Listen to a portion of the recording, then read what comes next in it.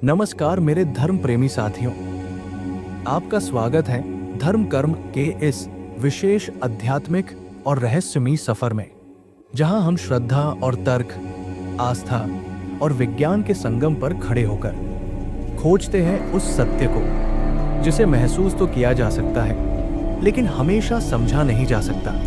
आज हम बात करेंगे सावन के महीने की उन रहस्यमयी शक्तियों की जिन्हें लेकर हजारों वर्षों से भारत के योगियों, तांत्रिकों और भक्तों ने चमत्कारी अनुभव किए हैं। पर सवाल ये है, क्या ये सिर्फ आस्था है या फिर विज्ञान भी कहीं न कहीं इसकी पुष्टि करता है? चलिए चलते हैं एक ऐसे रहस्यमयी सफर पर जहां सावन की हर बूंद एक गूढ़ संदेश देती है। सावन का महीना यानी श्रावण मास, एक ऐसा समय जब चंद्रमा पृथ्वी के बेहद नजदीक होता है। हमें लगता है बस पानी बरस रहा है, पर आयुर्वेद और योग शास्त्र कहते हैं चंद्रमा हमारी भावनाओं को खींचता है, ठीक वैसे ही जैसे समुद्र की लहरें उठती है ज्वार भाटे में। यही कारण है कि सावन में भावनाएं तीव्र होती है, लोगों को ध्यान लगाना आसान होता है और प्रेम, भक्ति, करुणा जैसी ऊर्जाएं मन में अधिक जागृत होती है। क्या आपने कभी सोचा है कि सावन में नाग पंचमी, शिवरात्रि, जलाभिषेक ये सब एक ही महीने में क्यों आते हैं?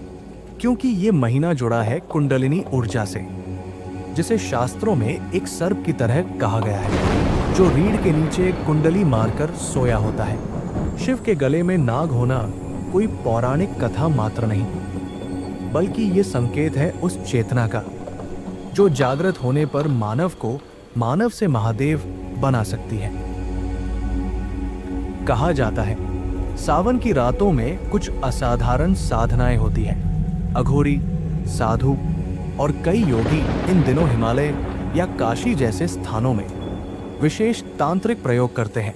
मान्यता है कि प्रकृति की ऊर्जा संतुलित रहती है और इसी वजह से मंत्र, जाप, ध्यान सबकी शक्ति कई गुना बढ़ जाती है। हालांकि इसका कोई वैज्ञानिक प्रमाण नहीं है, लेकिन हजारों साधकों ने वर्षों तक इसे अनुभव किया है। क्या आप इसे सिर्फ संयोग मानेंगे? अब थोड़ा विज्ञान की भी सुन लेते हैं। जब बारिश होती है तो वातावरण में नेगेटिव आयॉन्स बढ़ जाते हैं।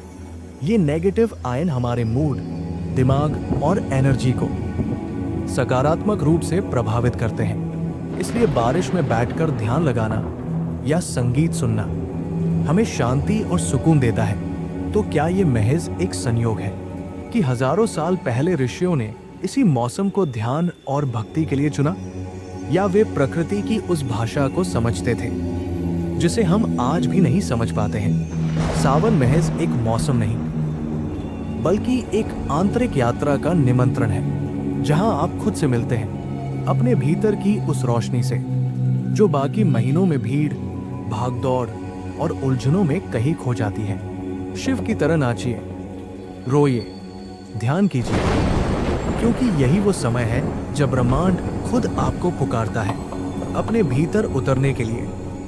कमेंट में हर हर महादेव जरूर लिखिए। तो अगली बार जब सावन की बारिश हो तो बस कुछ पल आंखें बंद करिए, महसूस करिए उस ऊर्जा को, उस मौन को जो आपको सिर्फ भीगने के लिए नहीं बल्कि जागने के लिए आई है।